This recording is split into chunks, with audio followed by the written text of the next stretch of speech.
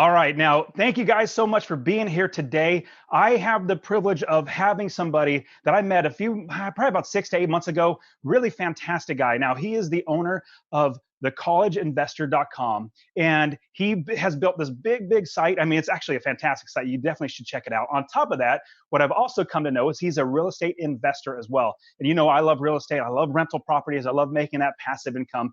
And so this gentleman that started College Investor is also an investor in real estate as well. And one thing I love, he also started as a cart pusher at Target and worked his way all the way up to a general manager of a Target. And so, I mean, even beyond that. So he's a fantastic guy. Anyways, Robert Farrington from the College Investor is here with us. So Robert, thank you so much for being here on the show. Hey, thanks so much for having me. Dude, I remember actually, you know what's so funny is one of the first times we met, we actually went to lunch with an online real estate company right here in San Diego. It's so funny. We did. I know we had a mutual friend that said, hey, there's this company that needs, we want to vet them. And you and I went, and after listening, we were like, I'm not so sure about this company, but oh, well, that's another story. So man, it's just like us, real estate, like it's just kind of all comes together. It's kind of funny that way. Absolutely. And then I started talking to you more about your real estate business and getting to know everything about what you've done. Now, think back further beyond, just anything, because I know you invest here in Arizona as well. We want to talk about that. But what was the very first investment property that you bought? Tell us about that. Yeah, well, I actually kind of grew up around real estate. So my grandparents had apartment complexes here in San Diego, and my mom house hacked actually. So she bought triplex, she lived in the back house, rented the other duplex that was in the front. And so like I kind of always grew up on it. I remember like as a kid, I was probably like 8 years old, like I'd go and like help paint after like some tenant moved out and stuff. And so like, I'd always kind of like just had real estate investing around me. And so like, as I saved up and a little bit, like the first like kind of real estate I actually ever invested in was a REIT. Right. So like when you have no money, I had $100, right? Probably this is like, I don't know, right after college, and I was investing in the stock market, but it's like, how do I get real estate exposure as someone that doesn't have any kind of property or anything? Or, not even I had experience, but not really. Right. And so I started investing in REITs, which actually did really well for a time, but then I learned a lot because then they didn't do so well. And then I learned there's actually a whole bunch of different kinds of REITs. So you could have REITs that invest in residential property, commercial property. You can have ones that just invest in mortgages. And so it's like kind of like property, but not really. You're just investing in loans. And so like there's all these different ways to invest in real estate. And then, over time I had some syndication deals and other things like that. And so just kind of been slowly investing in various ways of real estate over time. That's great. And now the REIT being a real estate investment trust, I actually started buying single family homes, but I thought, how else can I guess, diversify or try to make it so that I have, not all my eggs in one basket. And I started buying REITs myself, real estate investment trusts. But then I realized, I was making a little bit of money, but for all my money that was tied up, I could be using that to buy actual properties myself and make so much more money. Now, as we were talking and getting to know each other more, I started learning that you have some actually investment property really close to me here in Phoenix. Tell us a little bit about how that got started and everything about that. Yeah. So I really like the idea of syndicated property. So coming from this like REIT idea, where it's like, but how can I own more of it and get a better return and like actually own the physical property, right? But I didn't want to do all this work. So remember like kind of this memory I had going back as a kid, where it's like I'm doing like maintenance on my mom's rentals. So I really like the syndicated property idea, where it's like I'm an owner, I'm a limited partner, but I also am part of it's a large apartment complex right over there, right by GCU. And, but so I have a piece of it. And I'm in the LLC, but like we have the general partner and a real estate management firm that handles it all. So it's like I almost get the wins. There's definitely risk and loss. Like there was water damage and we had to invest a lot in putting in a new roof and all kinds of craziness. So like you still have that ownership. But on the flip side, like you get everything that you normally get as part of a real estate property. I get my like 8% or whatever it happens to be of the income, of the depreciation, of the expenses, and I put that on my taxes just like I'm an owner of the property. So I really like that idea, but I learned like I wanted to get into this. You got to vet it like a regular property, but you almost have more things to vet. You got to vet the general partner, right? Because like you're not the only one involved. So it's like when you, like you said, you like to buy single family homes. So it's like for you, you're just looking at the home effectively, right? Well, for me, it's like I'm looking at the asset of the apartment complex plus who's with you in this deal, right? So you got to know the firm, or the person or the general partner, and like, do they know what they're doing? Do they have experience? Especially most of the time when you're in a syndicated deal, they're larger properties, right? So I think the one we have is 110 units, right? So they're bigger properties. So do they have experience with larger properties? Do they know how to rent them? Do they know how to, handle all that kind of stuff? So, but I like that. I'm a numbers kind of guy. I like looking at the paperwork. But I also don't like to get out and necessarily go out and paint an apartment complex or paint an apartment when it's vacant, right? Absolutely. And that's, I personally love not doing any work on any of my properties. I mean, I just traveled for 4 weeks all over the East Coast because because it wasn't working. I don't Sure. want to be painting and changing toilets and all that sort of stuff. Right. And I know you got systems, man. We've talked in depth about your whole systems, which are amazing. But you probably didn't start there either. No, Right. definitely not. Just like anything, you got to build it up. I'd made so many mistakes. I've lost tens of, or maybe 20, $30,000 doing things the wrong way. And I've learned as I went and then developed a system that now I could just replicate it anywhere in the country. It just works out really, really well. Right. And so like I didn't have those systems. So it's like for me when I was looking to start, it's like I had my experience. And I was like, I didn't really like that. But I love the idea of physical property because for me too, it's like people always need a place to live. Right. So that's why I do like apartment complexes. It's like I like them in areas where it's like college kids or, jobs or whatever it is. Like you got to kind of think about that because there's risks, right? Like everyone always does say that like, oh, real estate, is a really safe investment. And I think in a lot of ways it is. Like you have tangible physical property. It's not like stock. Right. But I mean, there's also been plenty of cases where the real estate market tanks. Think of Detroit's a great example, right? The auto industry closed, a lot of vacancies, a lot of houses, a lot of exoduses. So it's not always like this really stable thing, but it can be.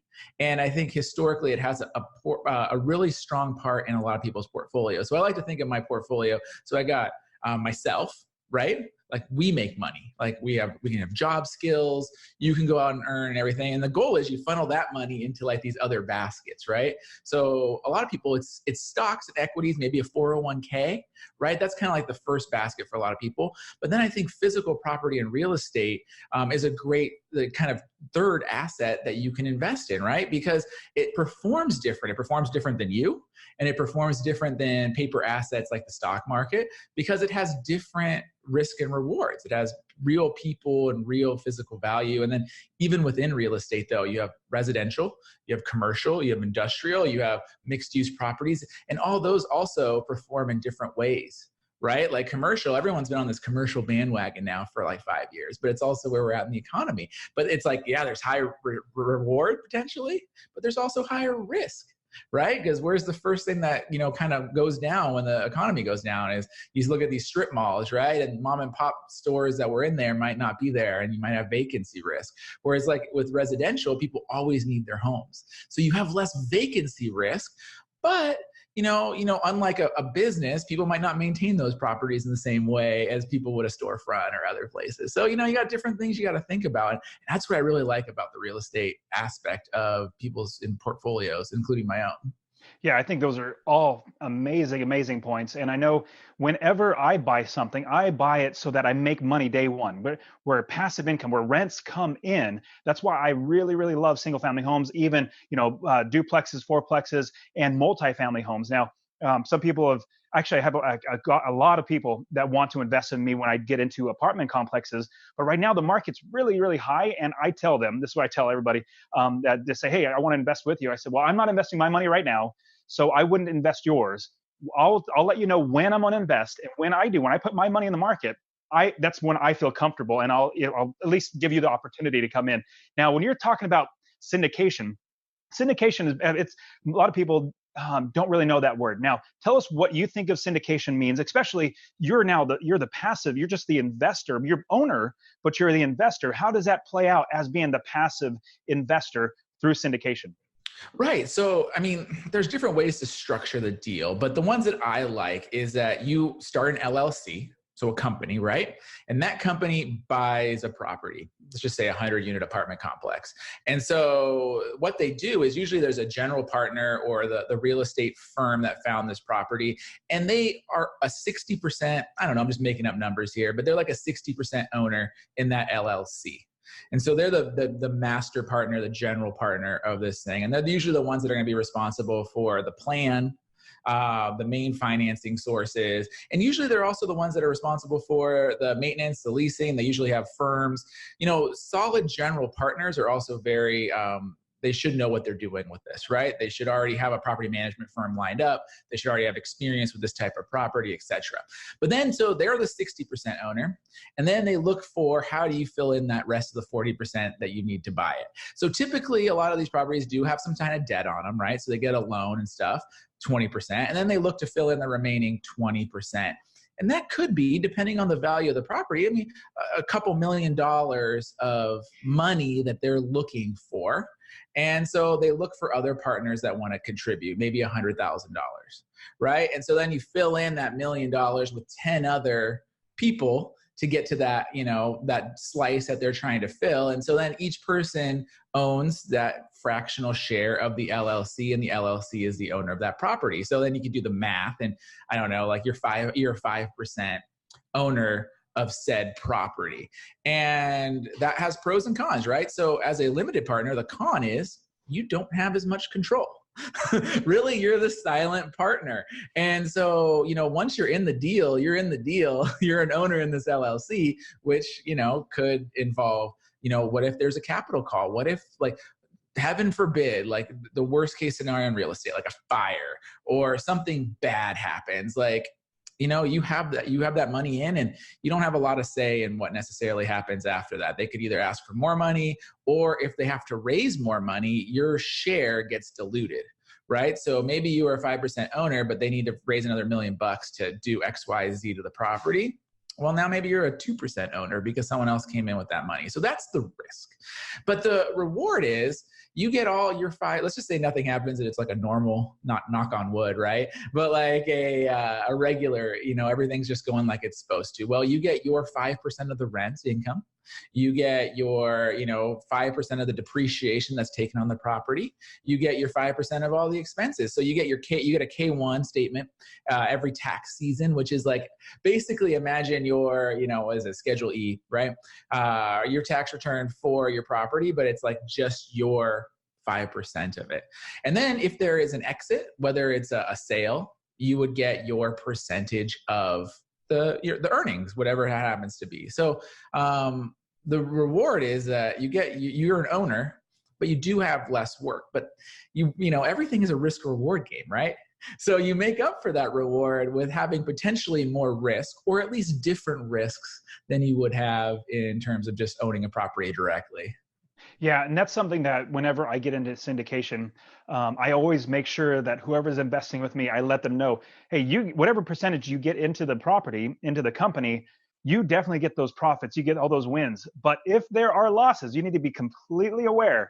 If there are losses, there are detrimental things. Like if we need to put money into it, we need to put money into it. If we need to get another investor, like you're saying, to help with that dilutes our shares, all that sort of stuff. So there's ups and downs. And I personally believe there's many more ups, as long as you're doing it right. And like you said, vetting that general partner, basically the active investor, the one that's doing all the work, you really need to be comfortable with that person and that company or whoever is running it. Because I wouldn't give my money just to anybody. Hey, go ahead and invest that. In fact, I get questions all the time like, hey, can I borrow money from you so that I can invest in properties? I'm like, well, do you have any experience? No, I already know this stuff because they already told me. But number one, do you have any experience actually doing any investing yourself? Do you have any experience managing properties? All these experience questions come up in my brain as well as every other investor's brain. Now, with you, exactly the same thing. You ask those questions. You want to make sure that this property that you have is actually going to be managed very, very well and mitigate all those problems. Now, when you're talking about looking out for a syndication deal, like if somebody approaches you, what are your steps or what do you do with a syndication deal if and when somebody approaches you and they say, I have this great deal, and they give you some numbers? Like, what is your process? What are your train of thought in going through that? So it's twofold, right? So you kind of touched on it, but who are you? And like, what is your experience with this? And I'm going to go out and Google the company. I'm going to go out and Google the founders. I'm going to go see what their experiences is. I want to see what their portfolio holdings are. I want to see what's their plan for the property too, because, there's also multiple strategies here. Is it buy and hold? Is it refi in 5 to 7 years? Are we going to gut the property, move it from a class B apartment to a class A apartment? Are we going to what's their plan? And then what's the property, right? So like, just like you would buy a single family home or anything else, like what's the location? What's the condition? What's the price? What are they getting per door right now? What's the goal? Like if it's going to be a fixer upper, like what's the investment? Are they raising enough to pay for the renovations and investments? Like what's the math and economics look like? Because you'd be surprised. We're saying these things, but it's like, I've seen all of these things happen wrong. I've seen a general partner that goes into a deal that wants to fix and flip and doesn't raise enough money, and then either has to go out and borrow more, but then what's the rates look like today? Or I've seen companies that have a target 5 to 7 year before they refinance their debt. And, 5 years ago, these companies look amazing today because here they are. 5 years ago, they took a variable rate loan and rates have gone down over 5 years. And so to their investors, they're like, oh, this is the greatest thing ever. We're refining for a lower rate and making this. Do you think that's going to happen 5 to 7 years if you're buying a property today? And so like you have to look at that. Are you going to buy and hold? Okay, what's the economics of the area look like, or the actual housing project look like? If you're buying a mixed use, like, what does the tenants look like today? What is that going to look like play out? Like, especially like, what's your anchor tenants, right? Do you have a big box retailer? Because retail is a scary place right now. I just saw a bunch of places going bankrupt last week, right before this thing is. So it's like, who are your tenants? What do they look like? Are they going to be around? Or are you just going to have vacancies, and who's going to fund that? Like, what's the plan? So, you have this catch-22, but like I said, I like the numbers. I like the math. I like the due diligence part. And so that's why syndication deals are kind of fun to me, because it's like a puzzle, a little bit of research, a little bit of reading and that kind of thing. And I enjoy that. And you went through so many different things to look for. I mean, every single one of those, there's so much information to learn in order to do that. As you're running through those, I'm like, yes. I'm like, oh my goodness, if somebody wants to do syndication and wants to invest well, they're really going to need to actually go through and do the due diligence. Now, if somebody doesn't have any clue of what those answers, like you asked those questions, like what if this and what if that? Well, if you don't know what the answers to those questions are, you really should figure out what you want to hear when somebody's pitching you. Like they say, hey, I have a deal. Well, if you ask the question, what's your exit strategy? And how are we getting out, or what are we doing? What's our long-term goals? And if they don't have an answer that fits your aligned goals, then maybe it's time to move on. But there's so many great things to unpack there. Now, for you, so you currently have one syndication deal. Do you have any other properties outside of that? No, right now I just have the syndication deal, and then I have REITs in my regular portfolio. Yeah. Got it. Now, are you looking to do anything in the future that would be syndication, or is it maybe anything that you would want to do on your own where you have your own properties? Yes and yes, but I have the same feeling that you have right now. I do feel that things are overvalued. There was like a meme going around the internet with, what's his name? He's like, millennials on the sideline waiting for the recession, right? Like I am kind of waiting for that, because I do feel like things are overvalued. And I do feel like things are going to correct in the future. And so I'm going to look for that deal, because I also like deals that are cash flow positive. And you can get that in a syndication deal too. Or maybe it's going to be cash flow positive with an investment. Maybe you're going to do a little bit of renovation, because a lot of properties do just naturally require that, whether it's deferred maintenance or other things. But, how close can you get to cash flow positive from day one? And I think that's a huge thing. And I'm in a higher cost of living market. I'm in San Diego, right? But that doesn't mean that the deal's still the deal. And, rents are also higher. So yeah, property values are higher, but rents are higher. So, the math can still work. And so I'm just waiting for that time to come. And the cool thing is I'm young. And so I have time to wait. I think the worst thing you can be is an impatient investor. Because the other thing is you can get 2.25% risk-free on your cash right now, just putting in like a online high yield savings account and just wait for the day. And that's not a bad return either. Like at least for cash on cash while you're waiting for that right deal to come. I love that thought. And that's what I have plenty of money on the sidelines. Like people ask me all the time, what are your thoughts about the market, or where should I buy? Now, there are great deals. Like you said, a deal is a deal. As long as you're getting passive income and cash flow positive every single month, it's going to be a good deal. But I do have plenty of money sitting on the sidelines. So when there is a correction, I don't know when, I just know that it will be, just because that's the market cycle. So what are your more thoughts about just currently the way the market is, but at the same time, not predicting anything, but like, what are your thoughts and where are we going? You can't predict the market, but statistics show that we are well overdue for a correction. And that's just statistics, and you never know, but it's kind of like, we're past like the 95 percentile of a probability of it happening, just because, usually there is a correction in the stock market and the equities market, right? We are also at historical lows for unemployment. And so that will also revert to the mean. Not to say that's not a big win and that we should be very thankful for where we're at, but like there is always a reversion to the mean, which means unemployment will rise, the stock market will fall.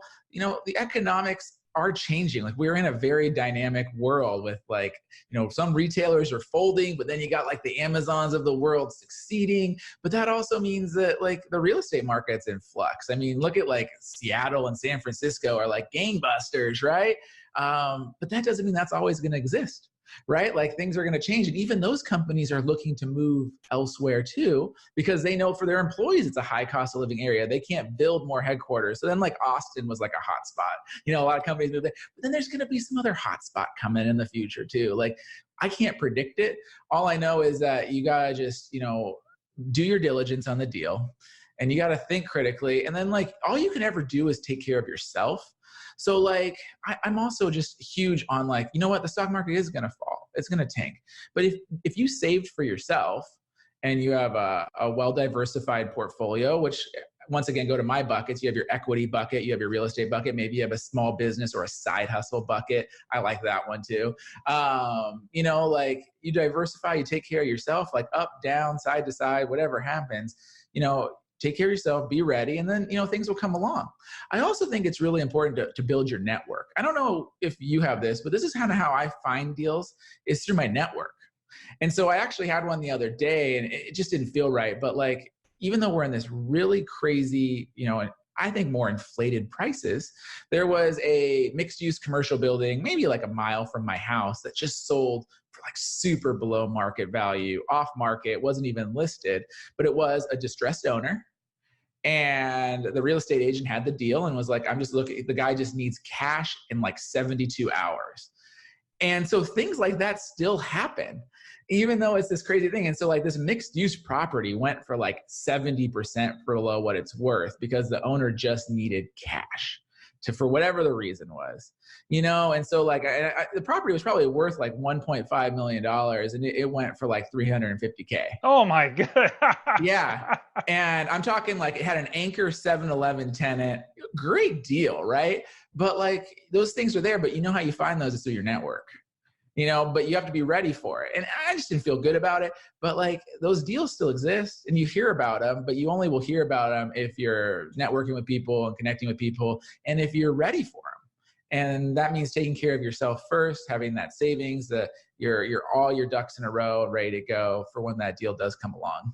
I love that thinking because number one, being ready, because if a deal actually you stumble upon it or somebody brings it to you or whatever it might be, if you're not actually ready for the deal, it's going to be a lot harder. You don't have as many options as like, you or I, because we've built up our businesses, our lives, and we're ready for it. We can jump on it. We can make the best decision for ourselves. But if you're not ready, you have to try to figure out and find the best way to do it, which is not always the best way at the time, but it's not always the very, very best way that you and I would. But I completely agree. Having a network is something that is, I get deals all the time because people know me as a real estate investor and they know you as the college investor. And so they're like, hey, let's go to Robert or let's go to Dustin and bring deals. I get in my email box, I get all the day, I get every day all day long. I get emails from people. Hey, here's a property. There's a wholesale property. Here's another wholesale property. Here's an apartment complex. I get it all the time because people know me and I put my name out there. So everybody listening to this, absolutely be telling everybody that you are a real estate investor, or you're just an investor in general, because the more your name gets out there, the more opportunities and deals will actually come. But Robert, you're absolutely right. There's still, even though prices are really, really high, or it's seeming like it's pretty close to the top, at least in my perspective, there still are great deals out there. You can't pass up if it's a fantastic deal. You have the means, go on it. You didn't because it didn't feel right. I completely understand that. And so I'm starting hopefully I'm going to be starting a gym. I'm going to be getting a commercial lease, but I'm also really thinking about, oh my goodness, you have the market and everything going on here. I don't know if I want to lock into a lease. My life's fine without having it. I just for fun. And so it's just, kind of balancing everything out. Now with you and the thinking of, now let's shift gears a little bit to the college investor and your business now with the college investor. Tell us a little bit about the college investor, how you started that and how, where it's at today. Yeah, well, I think you said it right. It's also your life. So, all the money in the world's not going to change your life. Money doesn't equal happiness. There's plenty of people that retire early and they're miserable because they never found purpose. And I think you live this a lot with your family. And I'm very envious. I was watching your 4-month road trip or 4-week road trip, going to all these sites, because you know what, every business decision, every deal also comes with a set of complications and headaches and work. And so the question is that worth it to your life? Because, things might not improve it or change it. And as you're negotiating this gym thing and stuff, it's it's going to add work, whether you want it, maybe you appreciate that and want that, or maybe you don't. And so that's the cool thing where I'm at with the college investor is I've really designed this into a business that it revolves around my lifestyle. So like you said, I started this when I was in college and I was working full-time at Target, and it was a side hustle. It was a passion project. I just wanted to share my thoughts on investing and personal finance and what I was doing. I was getting out of student loan debt at the time too, and I was writing about that, and people started resonating with it. So I started writing more and more and sharing more. And so here we are, fast forward 10 years later. We just had our 10-year anniversary last month. And it's no longer a side hustle. It's my full-time gig. But I love it because I just enjoy talking about these topics. I enjoy helping people.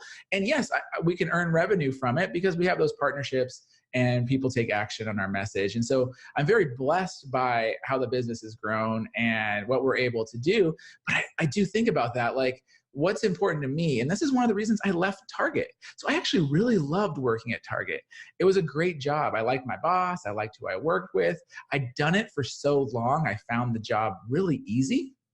I could walk into a store and I could tell you what's going on, what's working, what's not working, how to fix it. I liked working with people, and they paid really well, right? People don't realize that, but Target store managers earn really good money.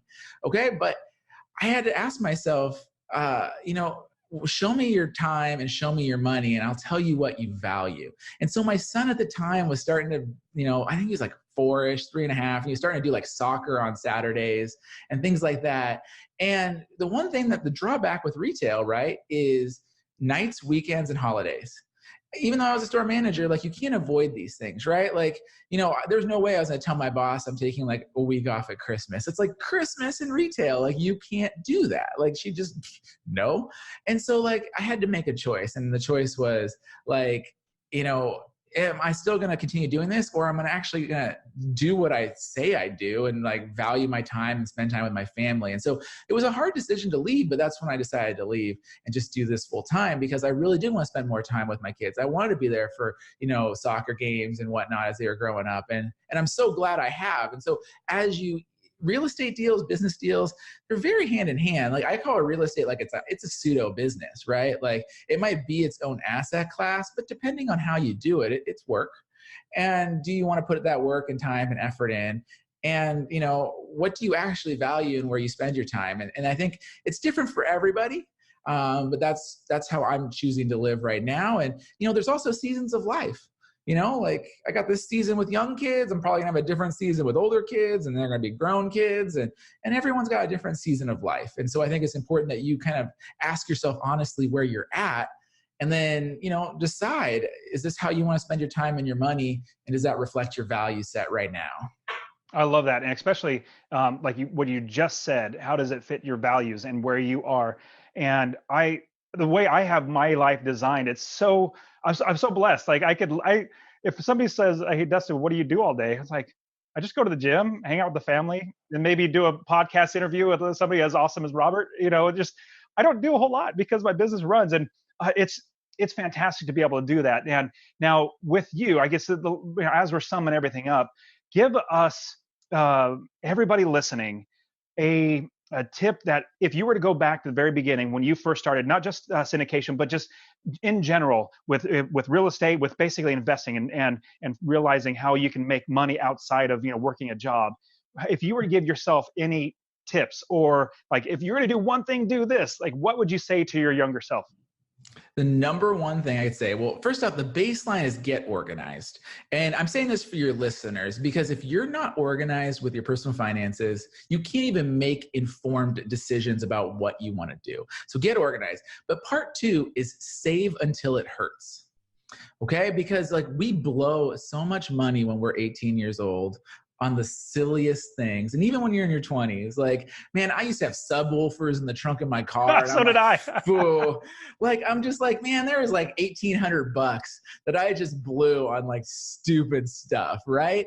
And so save that money, because here's the thing is when you are in your 20s, and most young people, it doesn't matter what you invest in. You can invest in stocks, you can invest in real estate, you can invest in anything. And it doesn't even matter, because the number one driver of your wealth when you're young is how much you can save. Because when you only have $100 and let's just say you get a 100% return on your money, which is phenomenal. Like that would be the greatest return in the whole world. Now you're at $200. It doesn't make a difference. But if you can save $100 a month and then you're at $1,200, and then you can start earning 8 to 10% returns in whatever asset class you choose, whether it's investments or real estate or whatnot, then you start moving the needle. But for the first 10, 15, 20 years of your life, the amount you save is actually going to be the biggest definer of your future wealth than any type of investment vehicle you choose. Because if you don't have any money to invest, doesn't even matter the return you get, because there's just not enough to grow into something meaningful. I love that. I love that idea, especially thinking about now. I have kids. I have 4 kids, 11, 10, 8, and 6. And ever since they've known money, I've taught them that they need to save. Well, this is what we do with the money for all of our kids. They get anything from Christmas or birthdays or whatever. We don't give them allowance because it's a privilege to be in this family, and you work your butt off just like mommy and daddy do. So that's another side thing. But what we do is every bit of the money that they get from anywhere, 10% immediately goes to God. We give it to charity. We give it to our church. Then 50% of the total goes into savings. And I make sure, like at the very beginning, like they get $10, $5 immediately goes into savings, $1 goes to God. Now, with that savings, I was thinking, even if they get to like half of that or a quarter of that, if they're set, instead of 50%, they're only saving 10%. That's better than almost every single person in the world. They don't save.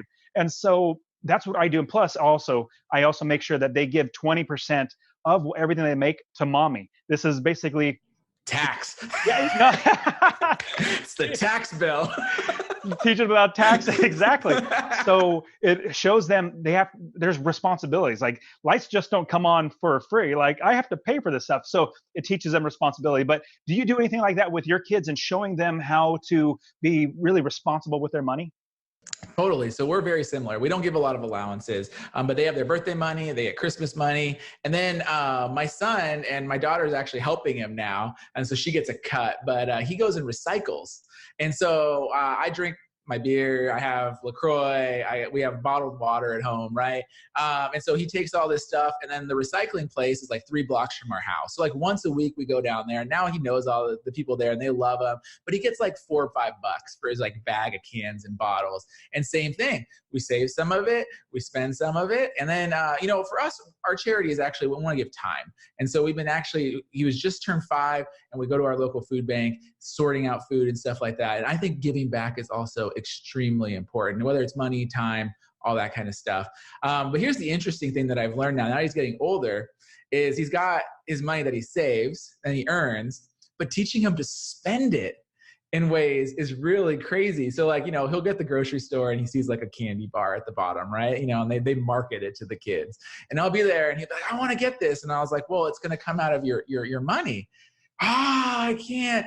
No, I don't want to. And I was like, well, that's the whole reason you saved it. So either it's not worth it to you, but mom and dad aren't buying this for you. Like if you want it, you can buy it. You have your spending. And then, it's really fun to see these decision makings. Like, is it really worth it? I don't know. I had to work for that money, and recycle the cans. And so it's like this dilemma. And so that to me is actually the funner part, is having to try to teach him the value of actual money. Because, earning it and saving it, like that's fun. But like when he's trying to spend it, he has to make this decision. Is it worth it to spend or not worth it to spend? Or should I do it? I really enjoy that. And, like whatever, I personally let him learn it. Like either he's going to enjoy it, he's not going to enjoy it. But like having to make that decision, I think is crucial. I love that. I think that's absolutely fantastic. We did something, or basically the exact same thing. So we would go to a store that had like a shooting gallery, like the laser lights that hit something and it pops up. And so I would occasionally, I'd spring for, I give them each $1 and they go play. But this is rarely. We go to the store quite a bit, but then occasionally I give them $1. And then once they started really getting money and started seeing the value of money, I would say, they would ask, hey, Daddy, I want to go play. I'm like, okay, you have your money. And like, oh, I got to use my own money. And then I said, yeah, you from now on, since you have money, you have to use your own money. And they literally, every single one of them said, that's just a waste of money. I'm like, yes, I know. I'm glad. Exactly. And that's exactly what it is. And so it's like, look, I'm going to make sure you're fed and you have clothes and you got the stuff you need for school. But like, you need to understand, and maybe like that XYZ thing is really valuable to do. And that's why you have money. Go for it. This is also the time to learn and decide. But like you and I know, it's like they buy these little widget things and it's like, a day later they forgot they even had it. And it's like, well, if that's valuable to you, go for it. And they're starting to learn. They learn that connection. Like, is it not? I don't know. But that to me is really fun. And like my goal, like, I don't know, I think maybe we talked about this, but like for me, like, I don't know about college for the kids these days. I don't know about any of that stuff, but if I can instill them solid values of like responsibility and how to manage their money, like I will feel like successful, because like, I don't care about the career path and all this, like they'll work that stuff out. But like just the solid values of accountability, responsibility, like how to like understand these basic concepts of money are what really are going to define success in life, at least on that personal level for them. You're absolutely right. I'm 100% on board with you. Now, personally, I'm encouraging my kids, unless you're going to be a doctor or a lawyer, a lawyer is a whole other thing. I'm like, do you really want to be a lawyer? Anyways, unless you're going to be sure, right? an engineer, a doctor, something you need to go to college. Like I'm telling them, I can teach you how to never work a job many different ways. Real estate is just one of, there's so many other things. Same thing with you. I'm not saying that college isn't right for everybody. It's just for my kids. Right. I'm like, I could teach my kids much better than anybody else how to make money. And that's what I'm actually doing. Exactly. Like I said, college could be the right choice, might not be the right choice, but there's options. And I want to see the options. But I think at the end of the day, like all we want our kids to grow up is be responsible, be accountable, absolutely, and understand these basics of how money works. Because I mean, it's just like there's so many people that, they're in their 30s and 40s and like looking at the future, looking at the past. And they're like, wow, there's like this gap of what they need to know. And those are like I always joke, there's like this thing is like, did you really need to learn trigonometry in high school? I don't know. But like, do you need to know how to file a tax return? Yes. And how all that works. It's like, I think there's these things that we need to teach our children, especially how this thing works, more so than other things out there. I completely agree. Do you have, now this will be the last thing, I normally don't ask this, but this popped up in my mind. Do you have any books or anything, like any sorts of resource that you would say, hey, this is a great book just to get started? Do you have any thoughts like that? I actually, the title is always like funny, and you just saw him at FanCon, but Ramit's book, I Will Teach You to Be Rich.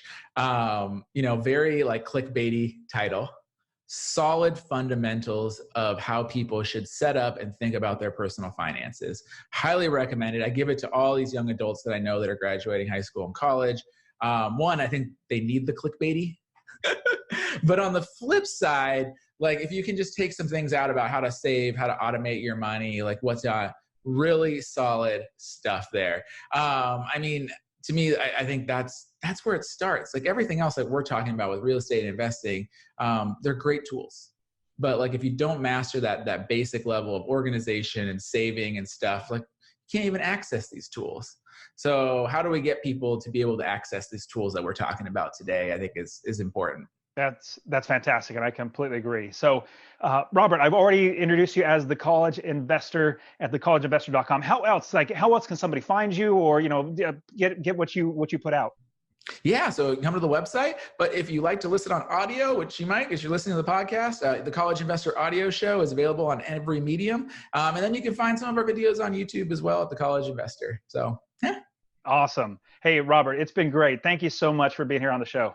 Thanks for having me. This has been fun. All right, man. Take care.